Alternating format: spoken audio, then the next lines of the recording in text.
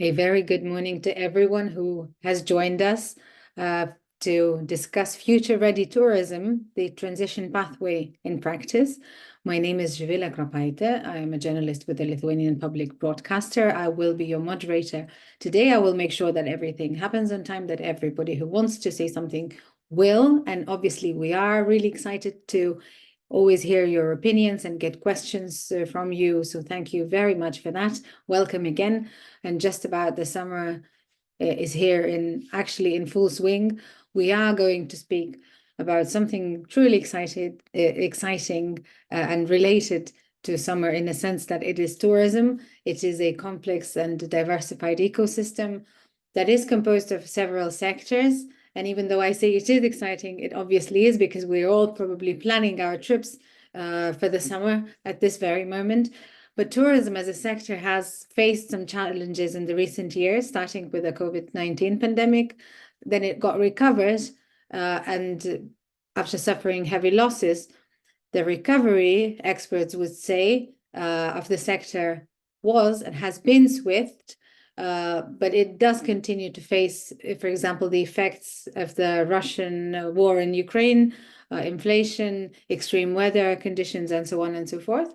And I will just remind you that the transition pathway for tourism was developed through an 8-month-long co-creation process 3 years ago in 2021 and in February 2022, with the intention to contribute to more strategic, competitive, and resilient development of EU tourism.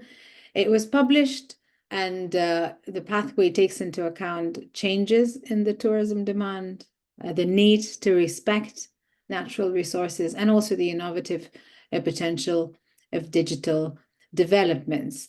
So these are the core issues, together with the European Agenda for Tourism 2030. The transition pathway is the strategic compass for the European tourism policy. So this is basically the context policy-wise. We will discuss the actual challenges with cluster community, but I will shortly go through the agenda. We'll hear some news, as always. Those of you who are joining us regularly, news from the European Cluster Collaboration Platform. We will then hear from the Commission. We will hear about the implementation of the transition pathway for tourism. We will also get a glimpse of the trends of the tourism ecosystem from the Trend Universe. There will be a panel debate, and funding opportunities will end our meeting in approximately an hour and 15 minutes. So this is roughly the agenda, the tech tips or the housekeeping rules. Slido will be used to launch polls. Either the QR code can be easily scanned when you see it, or you can go to slido.com, and you don't have to download any apps or anything. You just go there and put in the hashtag. Zoom Q&A function to ask questions, and the chat function to comment or share links. This will also be handy and of use, and chat will always be working. So all of the links that are announced, for example, in the funding opportunities or the news, anything where you would want to register or to share your contact details, chat is a place to be. If you want to speak, please raise your hand and we will give you the floor. And do note that the session is being recorded, and the recording of the session will be published on the European Cluster Collaboration Platform. So these are the so-called housekeeping rules, or the tech tips, or the logistical information that you need to know. And we'll continue with the news from the European Cluster Collaboration Platform. Nina Hoffman is with us. Nina, the floor is yours. Many thanks, Živile, and good morning to everybody. We invite you as a last chance to register for our Clusters Meet Regions event, which will take place next week in Graz in Austria, where we will talk about how clusters spearhead the shifts towards the trends towards a climate neutral digital future aligned with the European sustainability goals, with the Austrian clusters, cluster stakeholders, policymakers, and of course international guests who are coming to this. So if you haven't registered yet and you want to attend the event next week, if you intend to travel, please register until the end of this week. You also have the opportunity to take part in a matchmaking event that will take place next week. If you can't make it to Austria, but you plan to come to one of our Clusters Meet Region events, here are the upcoming sessions for the fall. So we have Palma de Mallorca on the 24th and 25th of October, Heilbronn in Germany on the 13th to 14th of November, and Charleroi in Belgium on the 27th and 28th of November. So already save the date for these upcoming Clusters Meet Regions, and we will publish more information and the registrations on the ECCP closer to the dates. So you have the link in the chat to regularly check when registrations for these are open, and we kindly invite you to join one of these events. If you're more interested in matchmaking, for example, with Canada, you can also join our matchmaking events. The one in Montreal, Canada will take place on the 10th to 12th of September in the context of the Open event focused on artificial intelligence. And the European delegation going to Canada has a chance to have some C2C, C2B or B2B collaboration opportunities with the Canadian counterparts with focus areas on artificial intelligence, advanced manufacturing, digital technologies, or quantum technology. Alternatively, we invite you to Singapore on the 22nd to 24th of October in the context of the Singapore International Energy Week. There will be a matchmaking with the focus areas on clean energy and green tech, e-mobility, sustainability in digital tech, and the energy transition financing. Very interesting if you want to come to Singapore to look for partners to apply for the matchmaking event for October. And you can also save the date for India, which will take place on the 18th until the 21st of November. Here we will go to Bangalore to the Tech Summit and hold a matchmaking with the Indian counterparts. So save the date for this if you're interested in India. Moving from events to other services, you can explore the trend universe. We will hear from colleague in a few moments on some trends that you can find in the trend universe on tourism. But just to already invite you to make use of this tool. It's a strategic foresight instrument which allows you to get an understanding of future trends and what kind of impact this can have on your organization. So this is open for all users from the EU. So scan the QR code or click on the link in the chat to check out the Trend Universe. And we're holding a session for a use case for a cluster organization of this Trend Universe on the 25th of June at 3 o'clock in the afternoon. So if you want to learn more on the Trend Universe, how to use it for a cluster organization, and how you can use the insights and recommendation from the tool for your planning, please feel free and join us on the 25th at 3 and register for the session. And last but not least, you can also get inspired by the stories in the Cluster Solution Library. Here you have a lot of insights from clusters who are drivers of the twin transition. So talking about green, talking about digital in their regions. You have different regions covered with in-depth stories. For example, today we're talking about tourism. There's a very nice example from the thermal health industrial cluster in Hungary, tackling green transition in the health tourism industries. So have a look at this. It's probably a very good read and some nice videos to have a look. And with that, I close and I hand over back to you, Chavila, so that we can dive into the topic of the day. Thank you so much, Nina. Thank you for this little presentation. We will move towards, well, to the, I would say, key presentation, one of the two key presentations, the longer and a more, probably in a sense, general one, implementation of the transition pathway for tourism. And this will be presented by a policy officer at DG GROW at the European Commission, Miguel Vaz Alexander, who's with us. And we will now give you the floor, and we'll be eager to hear what you have to say. Thank you. Good morning to you all. As I was presented, I'm Miguel from the Tourism and Textiles Unit of DG GROW. Next slide, please. I would start to say that Transition Pathways for Tourism was created and published 2 years ago. It was a co-creation process with a lot of consultations and surveys, but also the stock-taking report that happened 2 years after the beginning of the Transition Pathways was also a process of co-creation with lots of consultations with other commission services, with all the stakeholders, trying to understand the state of the art and also to evaluate our transition pathways to make it more dynamic and to update it with newer questions. Our transition pathways, it has 5 main blocks, governance, skills, digital, green, resilience, and has 27 topics, 78 proposed actions that we propose all stakeholders to join. And the idea is also not only to drive and to guide stakeholders into this transition, but also to inspire others and to get evidence of what's happening on the ground. Next slide, please.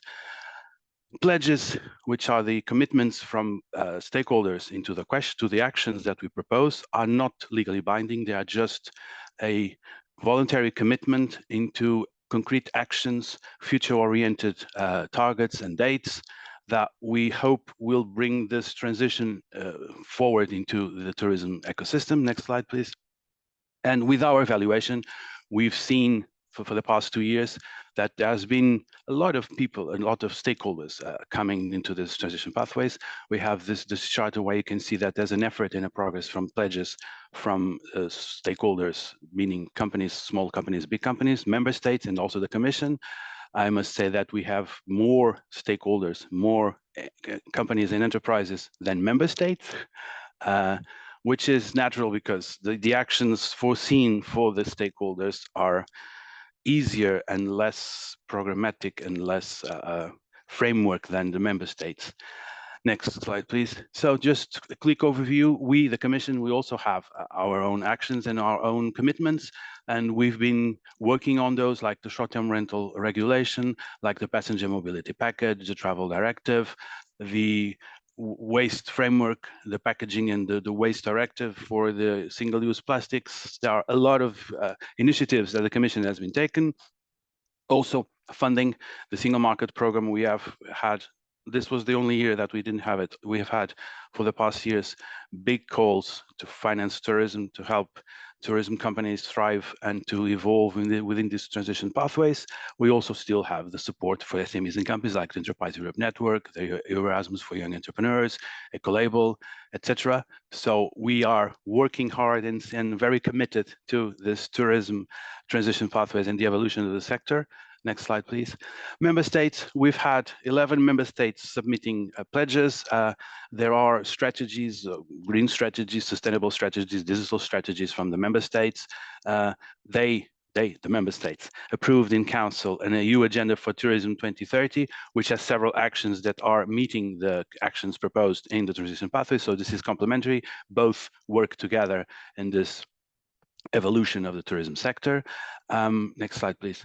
When we measure the stakeholders per participation, we can see that we have already over 500 pledges. It will be published, the new set of pledges will be published soon, end of this month, beginning of next month. So we have over 500 pledges from the stakeholders, from the companies. These pledges go from small single actions into participation into big strategies and plans with the member states. And we've also created, along with the stakeholders, this is, like I said, a co-creation process. We have created a Together for Tourism Experts Group, so a T4T expert group, which is divided in 3 subgroups: green transition, digital, skills, resilience. And these subgroups have been working, have been meeting and talking and deciding and suggesting. So it's been a very dynamic participation from the stakeholders together with the Commission.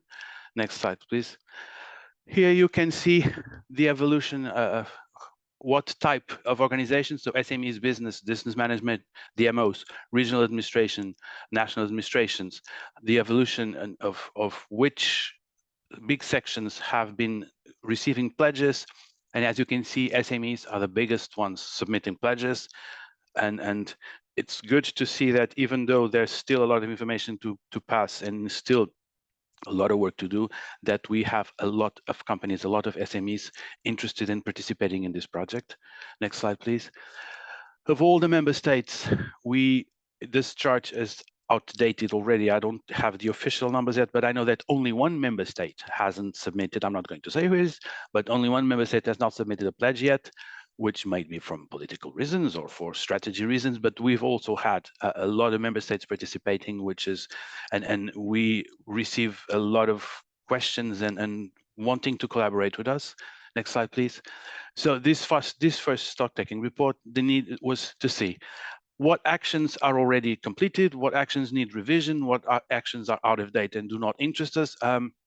What are the new trends? For instance, we've seen since the pandemic and with the recovery of the sector that climate change, with the big problems that we had the last few years with this climate change and energy efficiency, are on top of the worries and the concerns from the stakeholders. Also, some member states are concerned of over-tourism. So these new topics need to be evaluated and need to be included in the transition pathways. And of course, we continue this work with the T40 experts, which will remind us and advise us to what should we include in this new revision. As I said, the expert group, next slide please, is constituted by 3 subgroups: green, digital, and skills.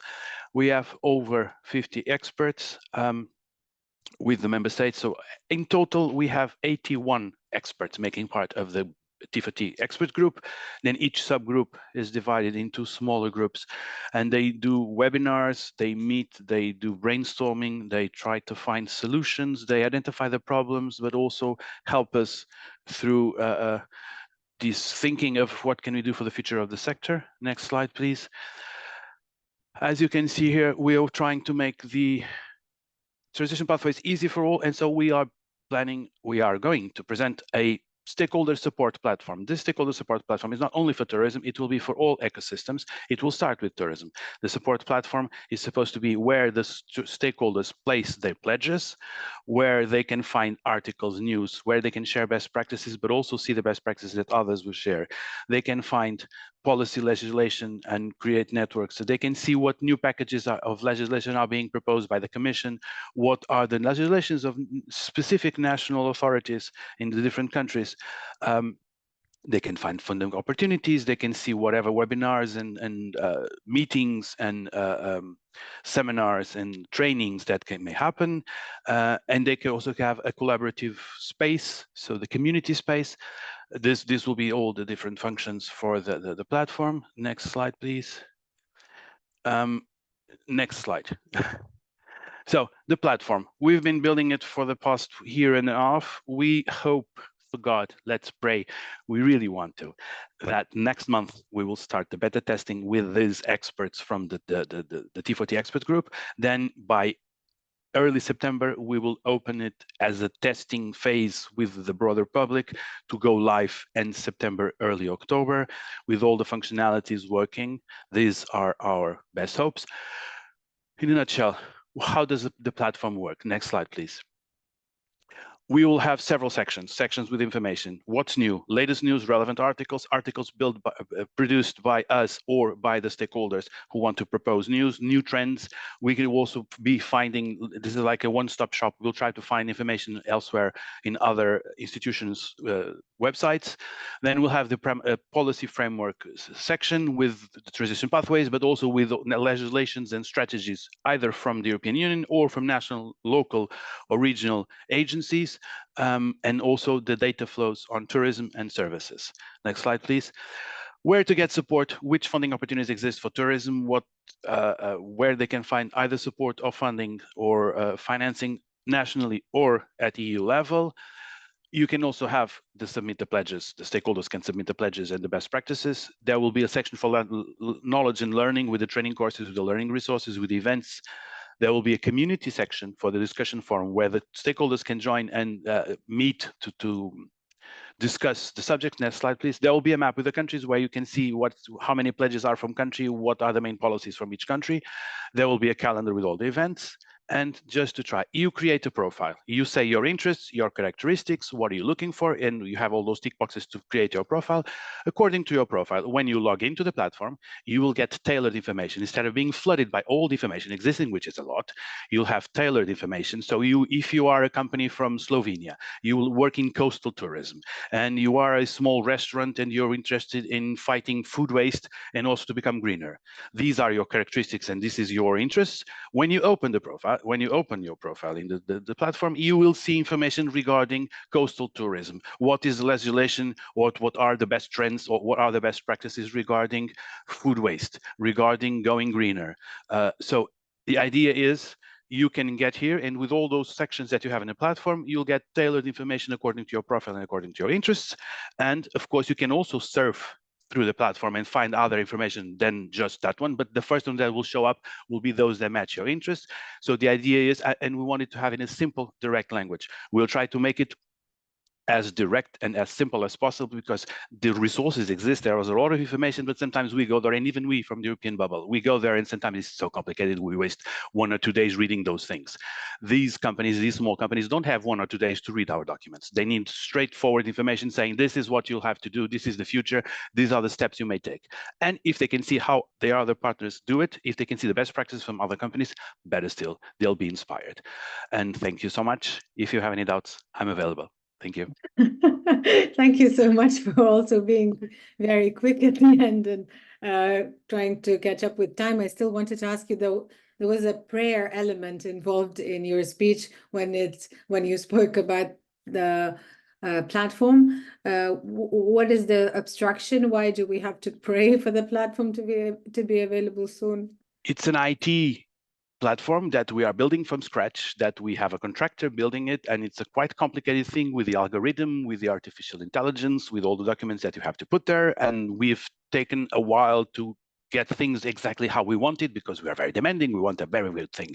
We are hoping to have the best platform in the EU, and if we want all these things and all this tailor-made information, we have very technical specificities that we need to go through, and there have been some delays. And so I'm praying that there are no longer delays. We try to have it as good as possible, but it's IT stuff. I am very good at the contents. I'm not very good at the IT. So I can only say IT stuff. Okay, okay, we'll contribute to the prayers. And also I wanted to ask about the pledges really quickly. You showed us the list of countries, and you said that one country, which you're not going to mention, I'm guessing it should be Hungary, but you don't have to comment if you don't want to. And judging by all of these pledges and the T4T expert groups, what is the current most important challenge that the tourism sector is experiencing from your perspective? I would say 2. First would be labor. We need more skills, but we also need to attract more labor. Since pandemic, there has been a shortage of labor, of workforce for the tourism ecosystem, and not only a shortage of labor force, but also a shortage of qualified. So we need skills, and we need to train, and we need to educate, and we need to have people interested in working in this sector, because before it was very common for students to work in a restaurant or to start this part-time thing, or we had a lot of people interested, and somehow after the pandemic, this has changed and swift. So that's one of the major challenges. The other one that's been identified also by the member states and for the last ministerial meeting, it's climate change. Not only mitigation, but also adaptation. If there's a heat wave, like it was last summer, or if there are floods, or if there's a big fire, or a volcano, like it was 10 years ago. The climate change adaptation and how the sector can adapt to this new current, because it's almost like now it's not a rare event. Now it's every year or every semester that we have some sort of event from climate change. So those two would be the ones that have been added. Okay. And it's not Hungary. It isn't. Oh, No, okay, okay, okay. Interesting. Thank you so much for these comments. And let's see if these challenges coincide with what clusters will have to say. If you stay with us, Miguel, then we will be able to compare the challenges and to look for common solutions together. But for now, we will also go to insights from the trend universe, and we'll hear from Alexandra Ettinger here. I hope that you're with us, and thank you for joining. Yes, thank you very much. And I'm going to share my screen now, and we go directly into the future. That means we go directly into the trend universe, the ECCP trend universe.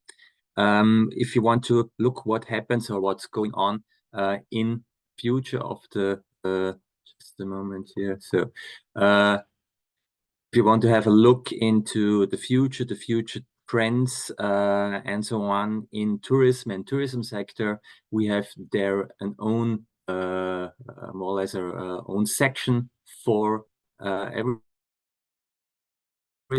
in the trend universe. You just can jump in first step into trend radar. That means you can go here through the different ecosystems, and we jump directly to the ecosystem tourism. And you will see there the trend radar for the ecosystem tourism. That means you have an overview over mega trends and macro trends that are important and have a great influence in the future of the tourism system. You have the possibility to see here your overall benchmark, and you have the possibility to see evaluations that cluster members and users of the trend universe have already done. That means if you look here on the evaluation, you see the most important mega trends and macro trends that are influencing the future of the tourism ecosystems in Europe. That means if you have a closer look, of course, there are trends at the moment like already heard from Miguel, energy, climate change, sustainability is a very, very important and strong influencing trend. But of course, also trends like artificial intelligence, also in the future of the tourism, very important now. And you have the possibility to go through all these trends, look also in differences from the benchmark, for example, here for trend connected life social networks. Benchmark here is with much influence. The colleagues that have already done their evaluations, they see it not that important. So also this would be interesting for everybody looking into the ecosystem tourism about the trends and the mega trends. You can go through it step by step and in each detail. I will just concentrate here on two of the most important ones. That means artificial intelligence, it's a mega trend, and energy and climate change, sustainability. So if you want to have an overview what's going on in these trends, you just can jump here in the trend universe to the content. And in the content, just go down again to interest and feeds. And again, you will find here ecosystem tourism. Let's have a look what's new, directly new in the trends and mega trends. You will find here articles about innovations, more or less micro trends that are occurring just right now. And you find here different kind of information articles about megatrend, for example, AI, artificial intelligence, how it is used in the tourism system at the moment. For example, here we have one case right at the beginning that AI-driven interactive avatars against labor shortage are used. If you look closer to the article, you will find out that a lot of different organizations are going to use AI avatars because they had a problem with labor shortage. And that means they're going to use the AI instead of an employee that at the moment is not aware of, to explain things, to contact with the customers and so on. So this is one of one of the trends that are important. If you go back to the ecosystem tourism, you can find also, for example, in the mega trend climate change or sustainability, there's one of the largest charging parks on the North Sea to meet growing the demand of electric cars from tourists. So they have opened the largest parking in the North Sea, and I'm sure that a lot of destinations in the European tourism are going to do the same. That means that car parks or charging parks for the tourism should be available because a lot of people will use electric power in their cars and in their engines in the coming up years.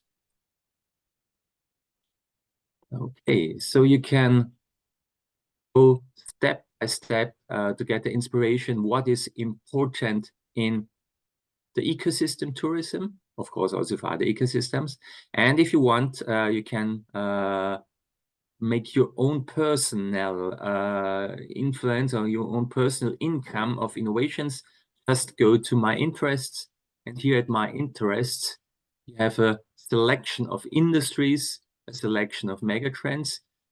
I've already here chosen some things for tourism, for example, accommodation, amusement parks, gastronomy, and you can more or less design your own income of news and innovations. For example, let's go here to what's going on in the gastronomy. What are news here in the gastronomy? And you will find out, for example, food trends like the nutrition management. If digital health is made with AI food scanners, you have, for example, a new microgel for choose your plant-based meat alternatives.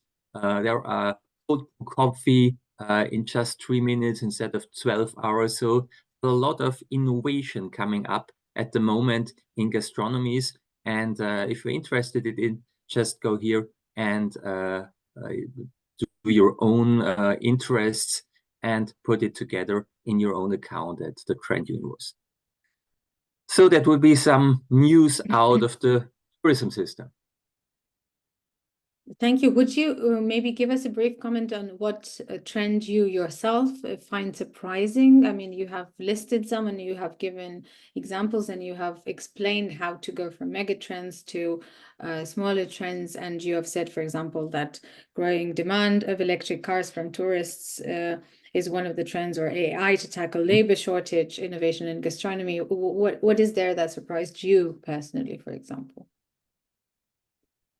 I had a shortage at the moment. You're talking about the pricing. Did I get you right? No, I'm just asking because there is some kind of a technical difficulty, but I'm hoping that you're hearing me right. And Yeah. I'm just saying that which of the trends you would find surprising? Which of them Okay, surprising. seem Sorry. surprising? Yeah. Mm-hmm. At the moment, there is not really something that is really surprising. What is for me a little bit interesting or not like that is that the employees at the moment, or the working system, is that in many regions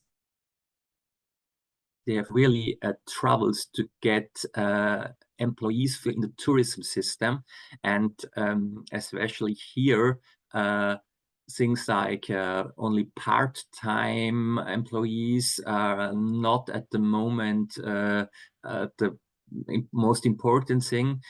We see that, especially in gastronomy, a lot of gastronomy is going to close because they don't get employees, but they don't try to jump on part-time employees, maybe to get more possibilities for the labor force. Thank you. Thank you so much. This is very interesting. And thanks for that comment about employees. We can now clearly see that this is appearing as the biggest challenge in the tourism sector. We'll hear from clusters and how they are tackling with it and if they see it as an issue. But before we do that, before we go into the panel debate, do join us at slido.com and put in tourism as a hashtag. But you don't have to do it if you just have your phone in front of you and you want to use the camera function to scan the QR code, and then it will get you straight to the question I'm about to ask. So this is a very simple step.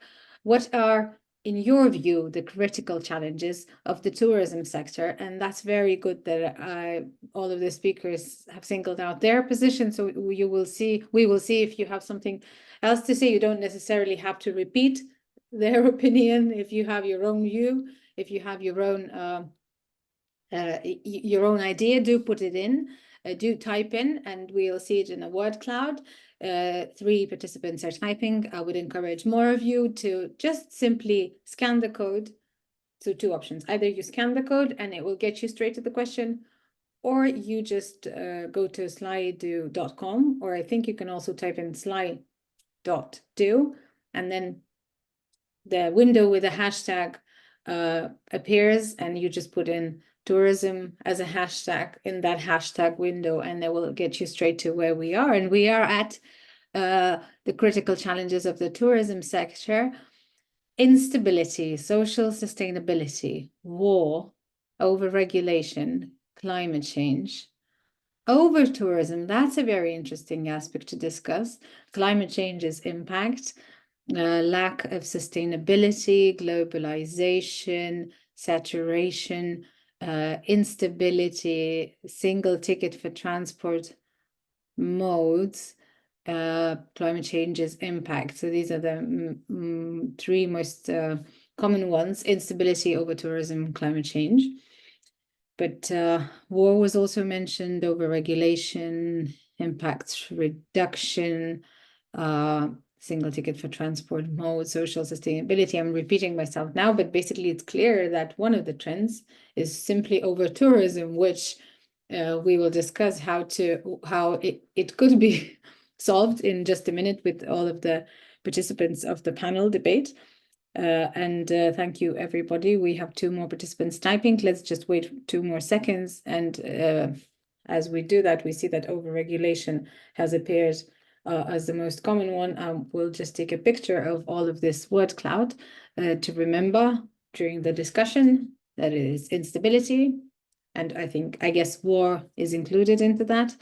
Over tourism, overregulation, climate change's impact. Thank you for that, everybody. Have you previously heard of the transition pathway for tourism?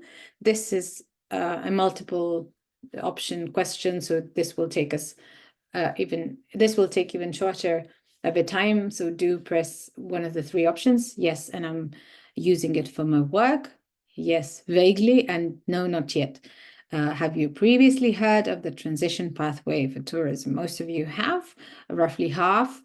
There are some who have not yet heard anything, but if you're here with us from the very first moment, you must have heard about it from Miguel. So if this is your first time hearing about it, congratulations. Now you will hear more and more of it. Now that you once heard it, yes, vaguely is also an option that you're choosing, but roughly half of you are using it for your work. So thank you for these responses as well.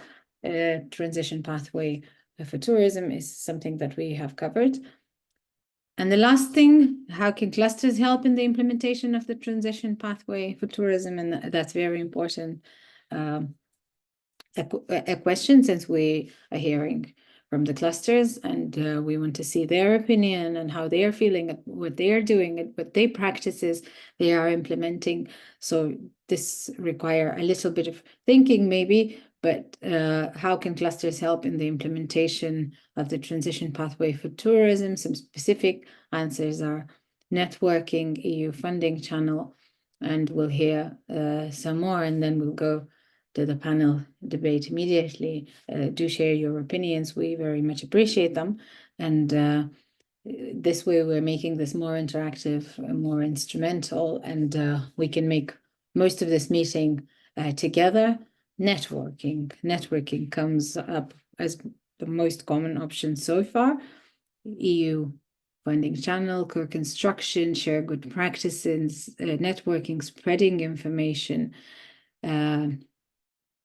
implementing SDG 17, information about innovative solutions, grant. Please explain what clusters are. That's a very good one. I'm hoping that we will do that best by asking the cluster representatives to present their cluster. And when they do that, we will get a better understanding what clusters really are. But thank you for pointing that out. When I was at the event in Brussels, some of the clusters were saying that we are very well known in the cluster community and we're doing great.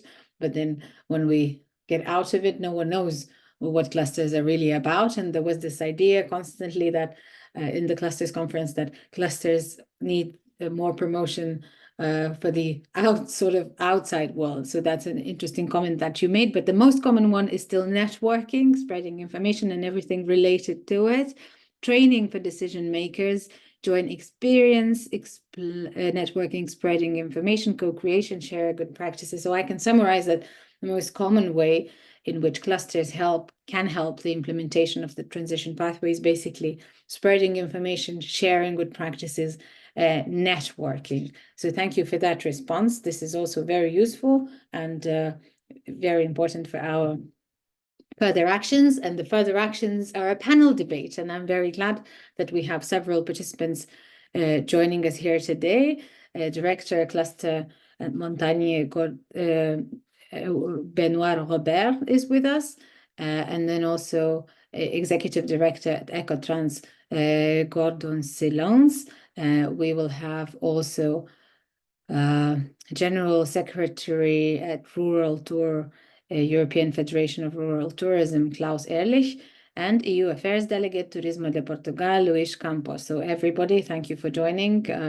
We're very happy to have you all with us. And let's start with a very brief introduction of each of you and what you do specifically. And maybe some of you could pick up the question directly that was apparent in the word cloud, what cluster is really about. I mean, what clusters are really about. And I'm referring to those who do represent clusters because not everybody is. Benoit, let us start with you. Could you say a couple of words about yourself? Okay, hello. So I'm Benoit Robert. I'm the director of the Cluster Montagne. So the Cluster Montagne is the mountain networks. We gather in French all the actors in charge of the mountains tourism. We share our experience and our expertise in France and abroad. We are 50-50 public and private partnerships, and we are not profitable organizations. We develop cooperations between mountain actors. We face together the constant changes and we share our knowledge. We encourage, I would say, collaborative innovations, and my goal is to reinforce the competitivity and the sustainability of our touristic destinations.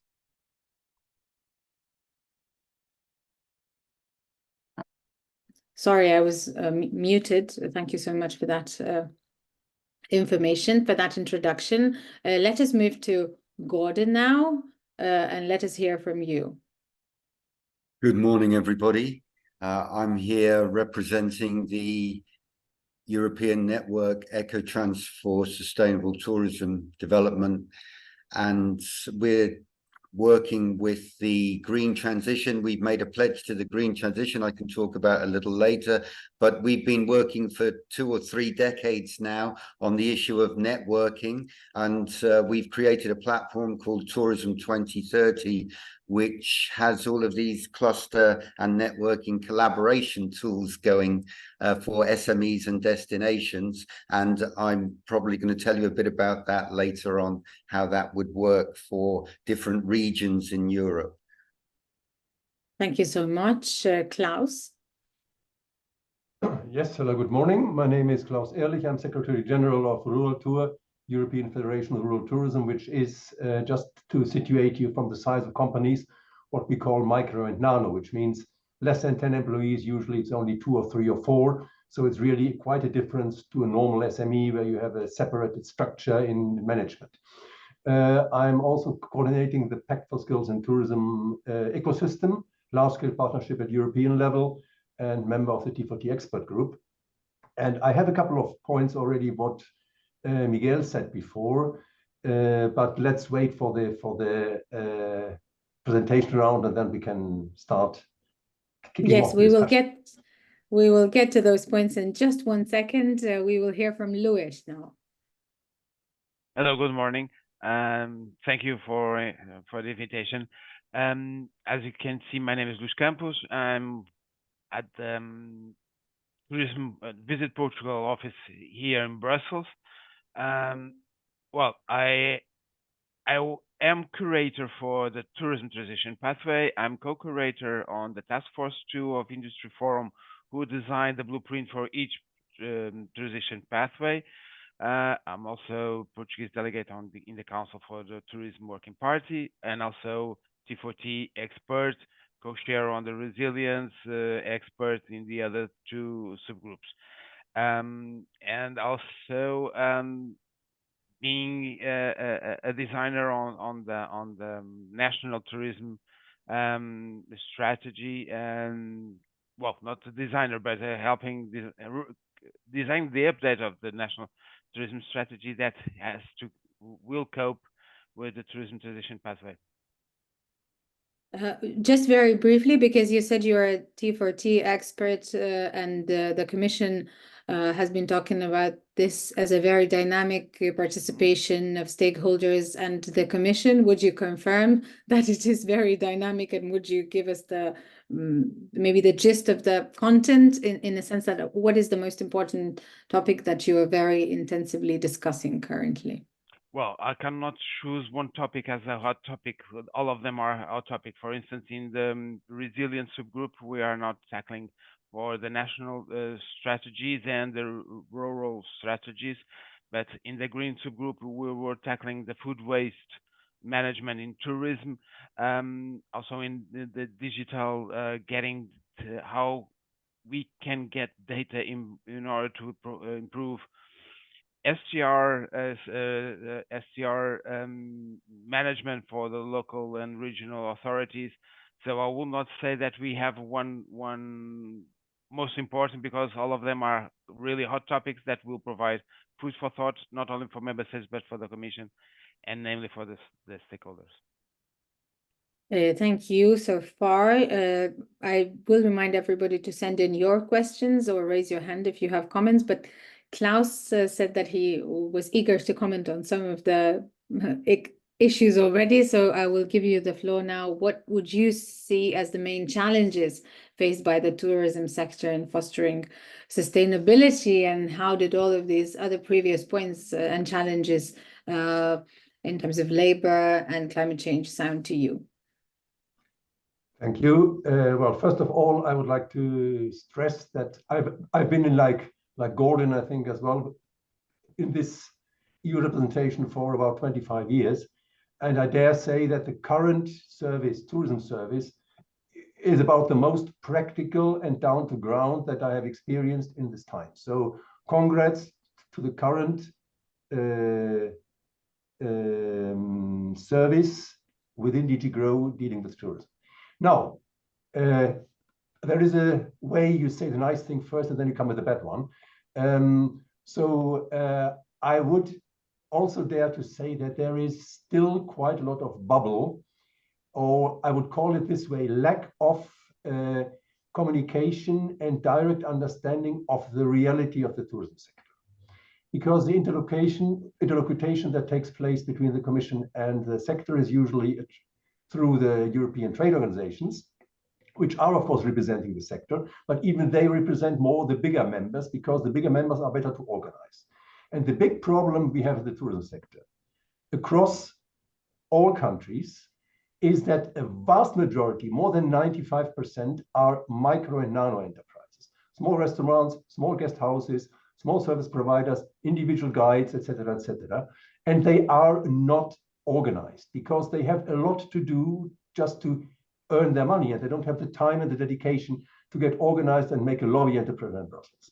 So whatever happens in Brussels, whatever is listened to in Brussels, comes from the bigger ones, which have a different, sometimes a different agenda or a different view. So I think this is something the Commission should pay a bit more attention to, set up or define a representative body. You have it with the TAC for the destinations, for the member states, but you don't have it with the tourism industry. To have a more institutionalized communication body that allows industry from all sizes to really talk and influence in legislation proposal, in policy making, in guidelines for even staying inside the Eurocluster COSME program, which is sometimes, it is, sorry to say, not very much loved by the tourism sector, because it is supposed to be for the SMEs, but you are a very small one and you're driven mad with it. So I think that's one of the things I would like to put forward. Okay, Klaus, let's stop here. Yeah, sure. That was it. Yeah. Let's stop here for a little bit and we'll move to further challenges, but I just want to tackle this one really quickly. When you're saying that most minor enterprises that are not organized, is there a way for them to get more organized, for the Commission to hear them better? Can they be, can they belong to cluster organizations? Is there anything that could be done from their side to be heard better? And then we will hear from the Commission. If you ask me on this one, I think it's a structural problem, and there is no real solution unless there is a more proactive initiative from the side of the Commission to hear those that are not coming by themselves. Okay, let's hear from the Commission. Miguel is with us. Miguel, let's comment on the smaller, minor enterprises. Klaus is saying that the reality is that there is a lack of communication of the tourism sector because trade organizations present bigger members normally, and there are many small members that need to be heard. Yes, it's true. We've been struggling with that, but we've been trying, and it's not that we don't try, it's not that we don't make this effort. We do know that most of the companies are small, and those small micro or nano enterprises, we do know that the information doesn't always get there. Just to give you an example, when the transition pathways was created back 2 years ago, the Commission had this go around these trips to all the countries. I mean, it was online, trying to reach all countries, trying to explain what the transition pathways is. And we asked the member states, because we did this tour through all the member states that wanted to participate. We asked them, do you wish to have a webinar for us to explain you what the transition pathways is, and so that the stakeholders know?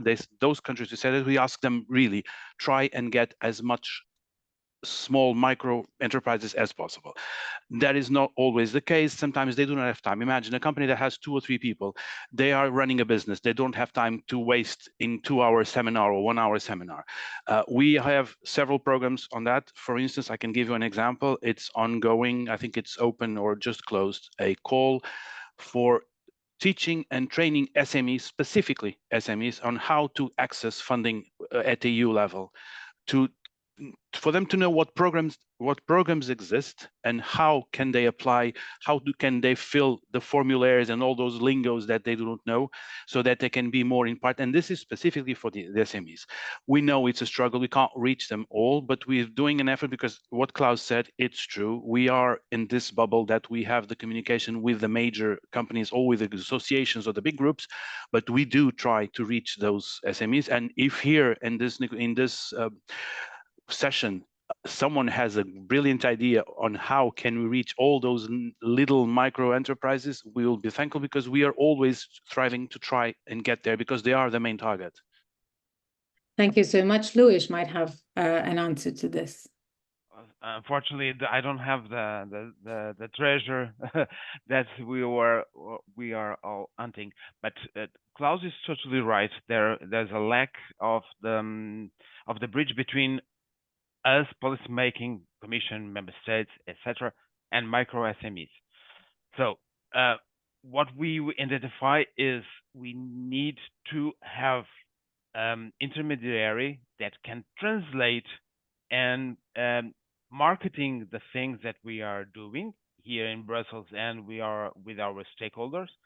Definitely the EU bubble is namely composed by the big players because they have the money to have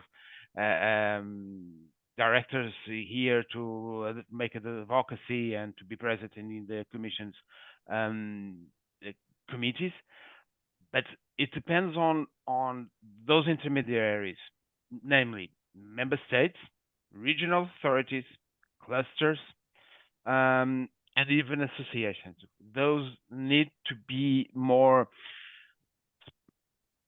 they need to speak less EU bubblish and more business oriented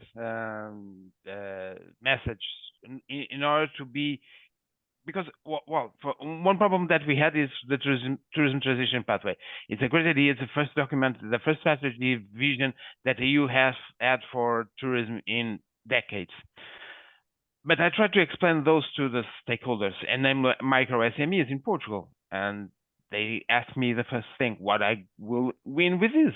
Well, I have to invest time, money, hours of my worker to comply and make the pledges, what I will win. And then we try to translate the EU publish document in order to more business oriented. Okay. Thank you so much, Gordon. Maybe your platform 2030 can be, in a sense, a good intermediary here. Yes, I was just going to answer that question for Miguel, though, just to reply for a good idea. And I would have to say that it's a super revitalization of the Enterprise Europe network rather than running it down, because that's the sort of regional initiative which can reach out to those businesses in both urban and rural areas. And it's strengthening the work of those Enterprise Europe networks to bring this clustering idea together in a much more practical way. As Louise is saying, they are always asking, what is in it for me? And then the question of incentivization at the regional level is one of the things is mass promotion, for example, where all hotels or all small businesses with a particular tourism service can receive maybe a global promotion together or a national promotion if they're a region. And so I strongly suggest that the Enterprise Europe network is used for the clustering process to reach out to those businesses which Klaus is talking about. That was my answer there, Miguel. So you're probably fully aware of this, of course, though, as well, and what's happening in the Enterprise Europe network. With regard to our own platform and my own process in this, we are developing a Travel Green Planet marketplace, which has been lasting, it's over 2 decades of work we've put into this to collect the information on all third-party certified businesses around the world. We currently run the largest site in the world with over 20,000 hotels listed with third-party certification or other types of certification. And what we encourage is the use of that at regional or national level. Travel Green Germany is our best example. I think there's about 1,200 examples of sustainably certified hotels in Germany. There might be more now. And that's used by Travel Green Germany to make selections of hotels which have already been certified in the supply chain. And what we'd like to see is local marketplaces. So, for example, I was hoping to have a conversation outside of this with Luís on Travel Green Algarve, which is where I'm living, Travel Green Portugal, of course, and taking this model where you get the regional, the national, and then the sub-global regions level, all in a coherent IT system. So what we've done is spent 2 decades. We started with the European Environment Agency, by the way, and we took the European Commission Circa software. I used to be a former Commission staff officer, and we worked very closely. In 2009, the Commission passed on through the European Environment Agency, the Circa software for us, which we've used as the basis to keep it going for the tourism sector. Now, the the EU lost the remit to work with the EEA on environmental tourism. The EEA no longer supplied, after 2009, environmental data to the EU Commission services, and we took over that role to create this this networking system of bringing certificates together with businesses. We've done this in a few projects with the EU, but we hope that you can all, I put a link in the chat line, you can all go and see the platform we create, and hopefully everybody can create their own travel green mapping services going directly to SMEs. We just did a project with the European Commission, European Tourism Going Green, European Tourism 2030 it's called, Going Green, and we took 70 SMEs through the process. It's tested out there, and we have different softwares. Like we have one software called, it's an app called Are You Ready for Certification, a Going Green app, which allow businesses to see quickly where they are on the path to certification, match them with certificates, get them into the supply chain. And that's the work we would like to see done in clusters. So that's where we're coming from. Thank you. Okay, thank you so much for these ideas and these comments. And I can see, Klaus, that you're raising your hand, but I will, in a minute, I will give it back to you. But I just wanted to also ask Benoit, when we speak about clusters as intermediaries, which was an idea that some of you, I think maybe Luis has pointed out, are there any actions that your cluster is doing to implement the transition pathway? Yeah, the transition pathway for her is so important because, as you know, the challenges for our mountains are countless. I would say that mountains is the mirror of the modern societies, and nowadays everything goes faster and everything goes stronger. And we want some mountains more sustainable, mountains more accessible, more sure, more digital, more playful, and more competitive, of course. And in this way, what we have organized to the Cluster Mountains, we have wrote our Sustainable Development Manifesto for sustainable, accessible, and innovative mountains. Our mountains, we wanted an innovative, we wanted caring, welcoming, and low carbon, of course. So we make so many actions, very operational actions, to help all our environmental, all our partners, I would say, with a lot of, for example, concerning our carbon footprints, we have to measure our impact, act to reduce our footprints, and promote our good practice. And we also have a group dedicated about the transitions of our all our members and all our organizations.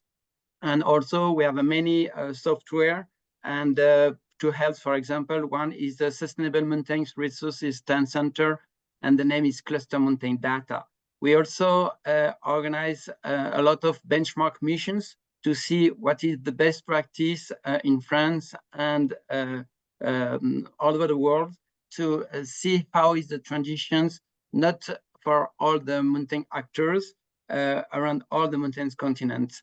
And of course, we have to help all of our sectors to go forward in these directions. There is so many things to do.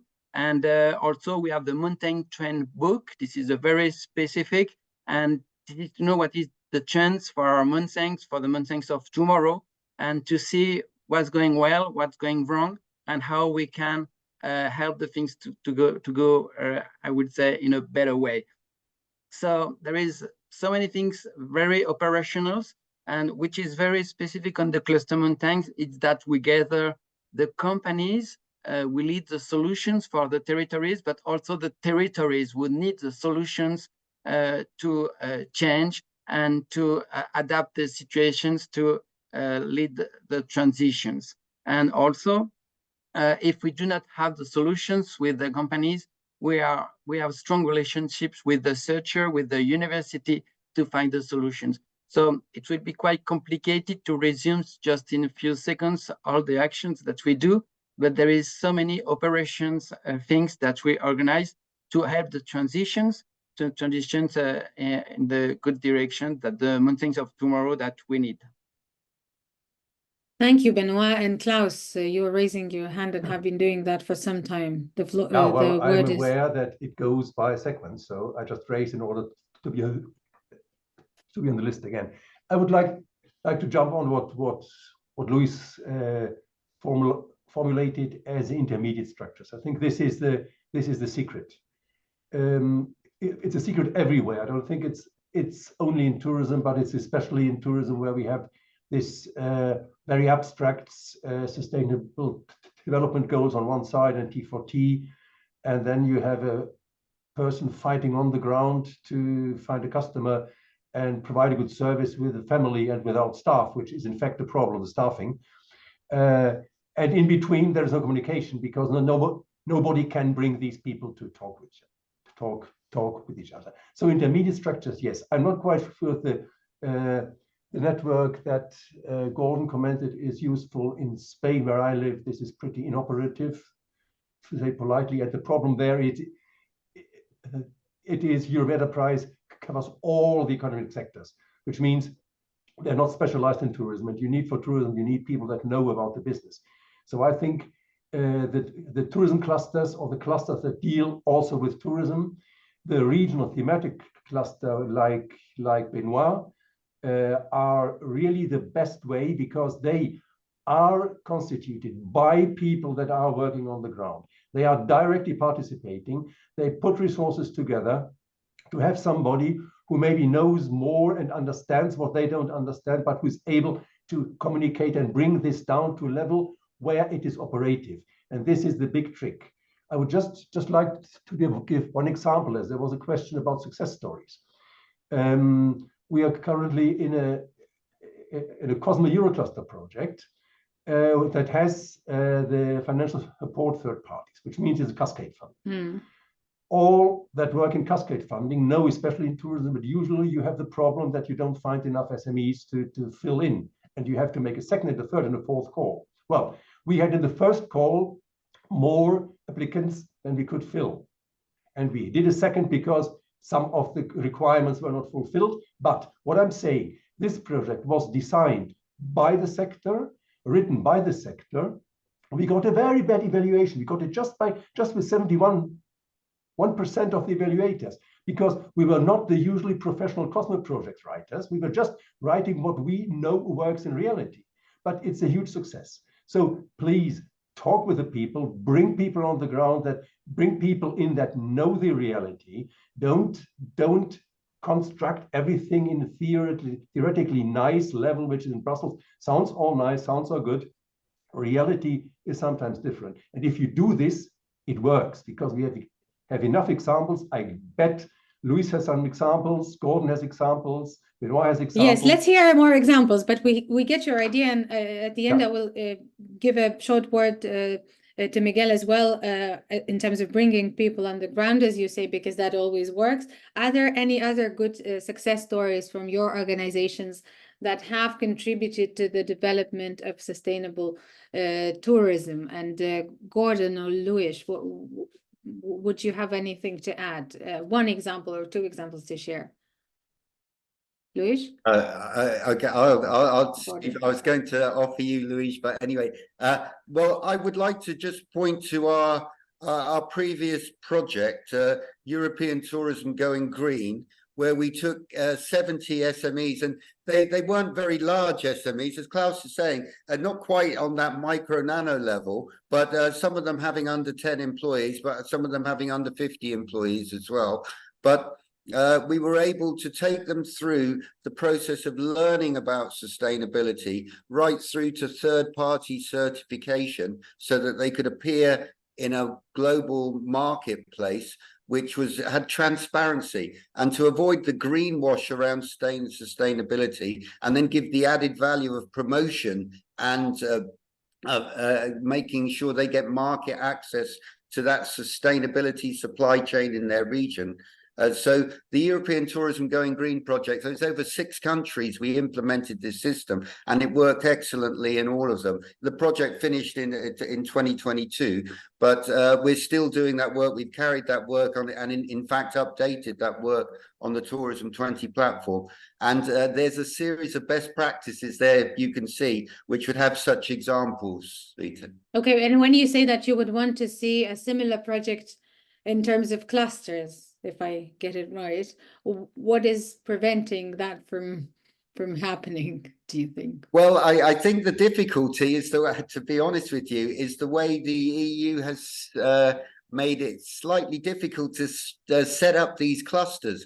I mean, I'm an expert in clustering, and I had a real problem with the EU system. I know the EU backwards, but I had, as for example, the difference between a cluster development partnership. In the beginning, there was this idea of having partnerships to set up actual clusters. I think the idea of how to cluster needs to be simplified completely. It's networking of networks, and there are already organs at the regional level who can do the networking. In Portugal, we have something called the CCDR, which is the Regional Cooperation Authority. It's not about making new structures. It's about getting the existing structures to apply the thinking of SDG 17, which is this, the only way we're going to get through this this series of crises, which will increase the instability of the tourism market, and also all of the issues which were mentioned in that slide. I thought that this was the first time I really saw war and instability up in a general conference in the EU about tourism taking such a prominence. And the only way to meet this is through regional solidarity, which clusters absolutely are the solution for. So it's empowering the regional authorities with the right tools. So, for example, at the Tourism 2030 site, we've set up a cluster office system. You can manage a cluster through our platform, which there's no other software like it. And as I say, I think I told you, the panelists earlier, in 2006, I was responsible for the handbook Innovation in Tourism, how to set up a tourism learning area, which was implemented slightly in the Algarve, but not fully. And the Algarve has done very well to bring the food sector together with the tourism sector. And you'll see great examples of people going to restaurants and having organic food, and that is promoted as a whole to the world. So tourism, although it's not an official cluster on the Algarve and it needs lots more input, this is what I would hope to see as a great model for going forward for other areas, especially with the agricultural and tourism food link. That's important. And then you have to add the transport sector to that, and then you're really building a proper sustainability cluster. Thank you so much. Lewis, what would you have to add to the good examples, and how can clusters and business support organization help the implementation of the transition pathway for tourism? Great. Since Gordon went to the green, I'm going to the digital. As you quite aware, tourism is quite asymmetric with a digital literacy. We have the best platform selling with AI for ages, but we have also beverages and restoration with zero digital innovation. So it's quite asymmetric. We had a problem within Portugal. We had a problem on making a digital promotion on the tourism ecosystem, those who are not digital based. So we started a public-private partnership between Visit Portugal and the major banking, insurance, highways, telecoms, even Google and Microsoft. We made Nest, is a national innovation and digital promotion. It was tried to be a digital innovation hub, and is linked with us tourism. It's part of is dedicated to tourism, just only to tourism, but we try to decentralize with our national schools that we have through the country, and making digital labs for innovative solutions, or at least the entrepreneurs that want to try innovative solutions, and they will use our tourism schools as a data lab. So they can provide, they can have a pilot project within the schools. Also, the students and people who could use and learn. So will be the first contact with the innovative solution. And with the cluster, the cluster solution is always linking with like Gordon says, is a network of networks, but it can bring value added in providing far away people from Brussels to national authorities that are designing policies. For instance, some texts are not at all understandable because the language is quite hard, and accessing to funds is quite difficult, not only to making submitting application for a call, but also monitoring and reporting. So making a cascade of those kind of policy and a network of networks will be definitely the solution. In our experience, it provides better answer than the other possibilities.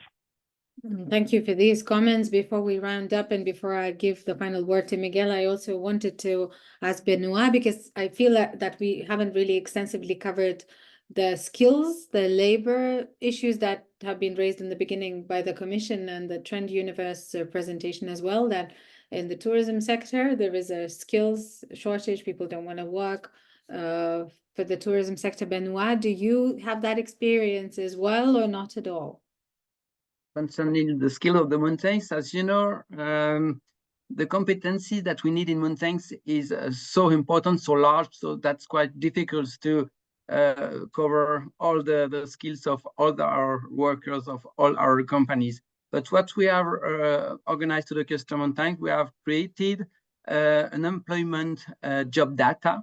This is a software where you can understand more clearly what is the job that we need in our field, in the mountains development. And you can also see on this emploi, the name is emploimontagne.com. You can also find all the needs of employment of jobs on this this software. But which is also very interesting to see on that is that you can know all the educations that you need if you want to do this kind of job. So I would say this is 360 degrees platforms for employment. So you can see that what is the job needed, what is the educations, and also what is the kind of job that we need in our fields. So also it's very important for me to say in general words about what we are, is that Cluster Mountains is quite complex organizations. So we need to be as simple as possible to be that everybody can understand clearly what we do. The Cluster Mountains is the sustainability in mountains development. And in this way, as I told you, we have created this job platform, the jobs data platform. Yeah. We have dated solutions, Cluster Mountain Academy, Cluster Mountain data. We talk a lot about the digital, and this morning about the software. We have developed a lot of software, very simple software that can be seen and clearly interesting for all our members. Thank you so much. Thank you for sharing your examples. Miguel, bringing people on the ground is necessary. EU, as Gordon is saying, has made it slightly difficult with clusters. The idea of how to cluster should be simplified. Language is sometimes hard to understand. Access to funds difficult, and cascade is the solution, as some of the speakers are saying. But would you respond to these very specific comments? So, tourism is not a EU competence. We have a collaborative and cooperation competence. Our job here is to cooperate and collaborate with all the stakeholders and try to develop strategies and policies that will serve the ecosystem. We also try to negotiate with other ecosystems or with other competences. So for environmental, for mobility, for employment, we try to negotiate tourism's interests so we can have it inside those legislative packages, but also to try to transmit to our ecosystem, to our stakeholders, what will be the future, what do they have to implement. We know that it's difficult to reach. We are aware of that. We have, as Klaus was saying, we have 98.9% SMEs, and of those, 94.7 are micro. We know that that's difficult to reach. So we're trying to reach as much as possible. The transition pathways was created we have these transitions, and we try to guide our stakeholders and how to make those transitions. That's why we came up with those 78 actions. Of course, there would be a lot more, but also to try to guide them. That's why we're building this platform that I presented before. The platform can be linked to other platforms. So all of these that were presented here can be linked to our platform, and our platform can be linked to theirs, so that the information is there. And the idea is to reach all those small and micro enterprises so that they can go to the platform and get the simple and straightforward information with simple language, and just explaining there's this green transition, there are these things you can do. And by sharing best practices, we had a webinar regarding the green transition and for the food waste. There were a lot of good examples, concrete examples, simple things that we can relate to, that micro enterprises can relate to, and that they can implement easily if they see the example from others. So through the platform, they can see through the sharing of best practices. We are also promoting several funding and financing opportunities where they are strictly directly to SMEs. We're trying to train the trainers, that's how we call it. We're training DMOs, national authorities, and the associations that we don't only want, we work a lot with European-based trade associations and unions, but we want to work directly with regional and national associations, those that are closer to the ground. We want to tell them, these are the programs. We want to teach them how to transmit those programs directly to the ground, to the SMEs. So the recent calls from the Single Market Program directed to tourism, we have a big part of it, which is train the trainers. We want to explain to those who are closer to the ground how they can transmit the information so that these small and micro companies can apply. Regarding the third-party financing and the cascade funding, when we try to do that, because of the lack of information, there are a lot of times that we don't have candidates, that we don't have SMEs trying to access this money. Maybe because sometimes the procedures are quite complicated, but we need to follow some procedures with some sort of regulation and monitoring, and sometimes because they don't have the information. We are trying to overcome that. We try to transmit all this information. Then the clustering, it's very important, and yes, the revitalization of the enterprise network would be, or the reinforcement, and we need all the ideas to get there. We are trying, we are aware, we are available to transmit all this information and to go to a tour trying to talk with those on the ground. It's not easy to reach all small companies in rural Portugal or in rural Poland. We need to go through those intermediaries. We need to go through those structures.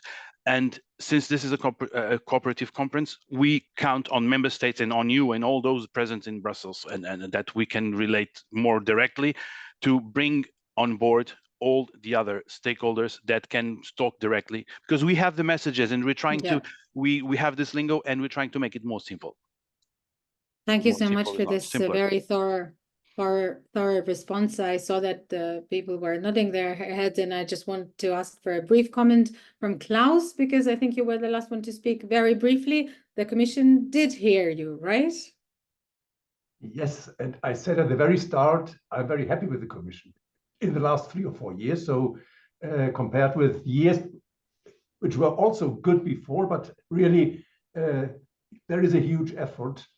And I'm very happy that, because I feared a bit that I was very straight at the start, that Miguel would take that bad, but he took it on the good side. I'm famous for being straight, so I'm always a bit careful. No, I think it's all very professional, so do not worry, and thank you. Thank you for your brief really, comments. I think just jumping on one thing, if you allow it, as you mentioned, skills were not mentioned, and I'm back for skills, or maybe this is just rounding up the whole thing. This was, in my feeling, more a problem 2 years ago than it is now, because many people moved away to transport, and then they found out jobs in transport and in courier services are also not better than they were in tourism, and they came back. Of course, there is a shortage, but there's a shortage generally because we have a demographic problem. So it's a zero-sum issue for the whole European labor market, that we have less young people than we had 10 years, 15, 20 years ago. So this is not limited to tourism. And my feeling is a good part of that, even if social partners would now try to shut me up, a good part of that are labor conditions. So this is a matter that the market will solve in a certain way. If you don't find people, you pay them more and they will suddenly come again. as simple as that. Or you improve conditions of organization, you move into other organization of time, part-time, just in peak hours, etc. This is something that is, I think, on the way of solution. The big problem really that everybody has to face is adaptation to the effects of climate change. And this is really heavy. Especially in the southern European countries, we have a clear trend. I'm living in the south of Spain. I think Luis knows it from Portugal as well. Portugal is not so hot, but in our area, we see a clear trend that people for July, August, they go away. They look for Northern European countries. And visitors are still coming, but they are probably less and less coming because it just gets unbearable hot. So I think all this adaptation process is maybe the main issue we have at the moment. Skills we will solve with robotization, with artificial intelligence, with better conditions. Thank you. Thank you so much. And I see that Luis is raising his hand very, very briefly. If you could say it in 30 seconds. Very briefly. Totally agree with Klaus with the challenge of climate change impact, as Miguel already told. And also, I would underline the social sustainability dimension. There is a great challenge, not only labor. So if you want better workers, pay more, give better labor conditions. The day off will be more. There has to be more than 1 day per week, and so on. But also the over-tourism. So we are seeing social rejection on some areas in Europe that we never saw before. In 2 centuries of tourism flow, we never saw social rejection like we are facing now. So that is also a major question linked with this climate change impact. Will be the 2 major, in my point of view, challenges. Yeah, so we are raising more challenges, and it's obvious that there will be a need of more cluster talks related to tourism in the future. Thank you so much for your comments and your insights, and those who were commenting in the chat as well. For example, a solution on governance level. Andrzej from Poland is saying, let's promote self-governance models for small actors to self-organize. And some other comments, Luis has shared his contact details. If you want to reach him, they're there, as are all of the links in the chat. And we'll round up with the finance opportunities, funding opportunities, and the links to them will also appear on the chat soon. So thank you very much for now, all of the panel participants. I think it was a very lively and dynamic discussion. I really appreciate that you joined us here, and I will give the floor back to Nina. Let's stay here for a couple of more minutes. Thank you. Many thanks, Sibylle, and many thanks to all the panelists. Very interesting. I was listening attentively. Just to round up the session with some funding opportunities, as always, that might be interesting. The I3 instrument has the capacity building strand B open. This is an instrument for linkages for interregional collaboration to bring together actors from different EU regions investing in joint innovation projects along the smart specialization priorities. And this call on the capacity building aims to test new approaches for increasing the capacity of regional innovations ecosystem in less developed regions to collaborate in EU value chains. We're looking at concrete experimentation of new approaches, solutions, and good practices, and that the project beneficiaries deliver a pipeline of potential interregional investments, as well as business and investment plans. So maybe this can also be related to the tourism ecosystem that we discussed today. The deadline is the 14th of November, and you will find the call on the EU funding internet portal with the link in the chat.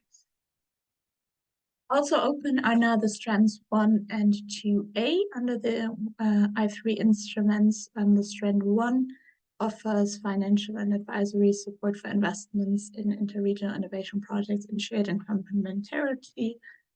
complementary smart specialization areas. And the strand 2A to provide support focusing on developing value chains in less developed regions and integration into EU value chains. Have a look at this particular calls. There's an info session tomorrow at 9:30 on these 2 strands. The deadline for the call is on the 5th of December, and you can find more info on the publication of these strands on the link in the chat. Expanding academia enterprise collaboration, which might also be very interesting, especially if we talk about climate adaptation, digitalization, topics that were discussed today. So the call here is aiming at improved integration of research organizations, institutions, similar organizations into the European innovation ecosystem to improve the flow of knowledge, skills, and talents between educational institutions and other innovation ecosystem actors, as well as improve skills in all innovation ecosystem actors and the availability of local talents and enhance entrepreneurial activities in the EU. It's a Horizon call with a lump sum grant. The deadline is the 19th of September. Click on the link in the chat to find more info on the funding intended. Mentioned was also the Enterprise Europe Network, the EEN. So there's a call for selecting the next consortium that will make up the network from July 25 until December 28. Here, the Enterprise Europe Network, as you know, provides business support and advisory service, particularly for SMEs, provide partnering service, information on innovation technology, as well as provide knowledge transfer services. And the consortium should, of course, offer the service to the clients, to the SMEs, promote the network and communication, develop the network, build capacity, and do the project management. And here there are multiple cutoffs. The first deadline is the 19th of September. So if you're interested in participating, find all the info on the funding and payments. And we talked about concrete opportunities as well for SMEs. The Euro clusters, which are initiatives from clusters bundling their support and knowledge for the SMEs and providing direct financial service, direct financial support and services to the SMEs. They have different calls open in different areas, and different, for example, looking at water smart solutions, looking at energy, looking at mobility, but also, for example, there's a call open for the creative and cultural industries. And if I move to the next slide, you see there's training opportunities, networking, internationalization. So you can have a look at all of the open calls from the Euro clusters to see whether there's anything interesting for your SMEs in your networks to apply to receive direct financial support from the Euro clusters. I'll have a look at that. And with that, I give back to you, Vila, please. Thank you, Nina. Thank you, everybody. Just a couple of more notes. Do register for the next talks on the 19th of June, cluster management skills, 26th of June, cluster policies in non-EU countries, 10th of July, transition pathway for chemicals, and some more cluster talks. Do follow the cluster collaboration platform, and you will hear all about it. Continue the discussions there on the European Cluster Collaboration Platform. The abbreviation is ECCP, General Discussion Group of LinkedIn. Just go to LinkedIn and ask all of your questions there, and do participate actively if you wish to, or just participate or just register for the next clusters talks, and we'll be eager to have you on board with us. Some other slides that we wanted to share was the other social media platforms where we are waiting for your cooperation and your participation. EU cluster talks as a hashtag, or ECCP as well. There's the website clustercollaboration.eu, the LinkedIn and other social networks where a cluster collaboration platform is actively on. And with that, I think I will leave it there, and I will thank you again for everybody who participated and everybody who shared their views, everybody who participated in the panel discussion, or all of you who participated in the slide polls and didn't raise any questions, maybe publicly, but did participate anyway, putting in their keywords and all of the replies to the Slido questions. We appreciate that very much. I think that makes all of the discussions really interactive. Thank you for that very much, and I will see you some other time. Have a good rest of the day. Thank you.